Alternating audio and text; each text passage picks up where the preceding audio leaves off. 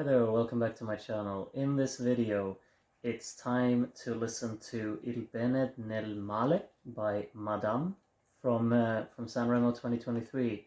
And we only have two songs left to go, which is kind of unfortunate because I've been loving listening to this selection, but that is working against the clock, kind of does that to you. So let's see if we can end on a high with the final two ones. I'm sure we can because they are the ones who ranked at the top two from the second night of Sanremo.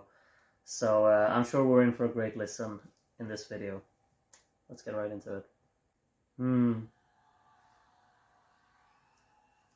Absolutely wonderful. So well performed, so well sung.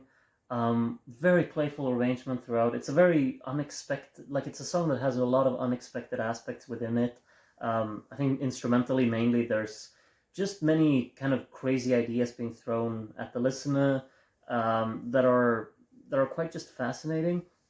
I think like the final chorus of this song, I would have probably asked for a little bit more drive. It felt like the instrumental was constantly kind of restrained in terms of its power and velocity, and that might be a stylistic choice, but I just feel like it would have really tied everything together more effectively if there was actually some kind of explosive delivery in the instrumental as well at the end there, because vocally this is constantly throughout very engaging and very intense and almost intimidating to a certain degree. But that's just down to such a brilliant delivery of it. But I feel like the backing track could definitely work in combination with that as well and develop throughout.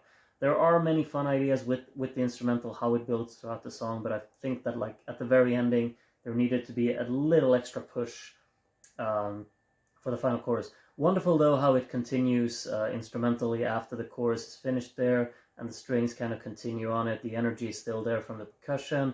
Then the horns are being thrown in to add a little bit of an extra layer there and a little bit of harmony that stands out for the very final part of the song. But throughout, it's intriguing. Instrumentally, I'm quite into it. I think from the very first time when you hear this kind of digital percussion joining in with everything else that's going on, it's fascinating.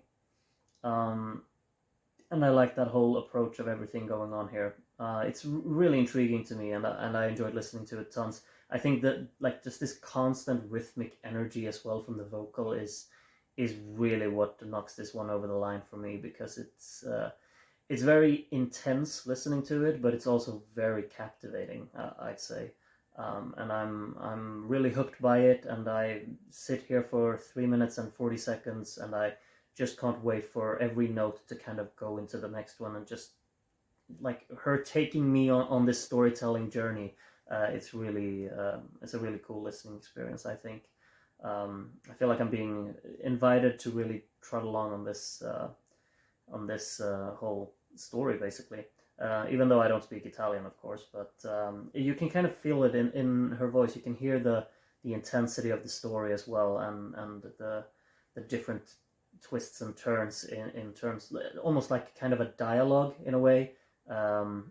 It almost at times sounds like a type of arguing, which is kind of fascinating to me, because of this intensity within the vocal, how constant the energy of it is, and the rhythmic inputs of it are. It's a very impulsive song in that sense, and that's what I really like about it mainly, I think. Yeah, another great one. Let's just add it to the folder of wonderful Sanremo entries this year, and pretty much every year. But yeah, this has been a really strong selection, and I hope we can end it on a massive high in the next video, where we will listen to the song that ranked first from the second night of Sanremo.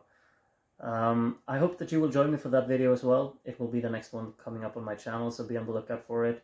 Until then, take care of yourselves, and bye for now.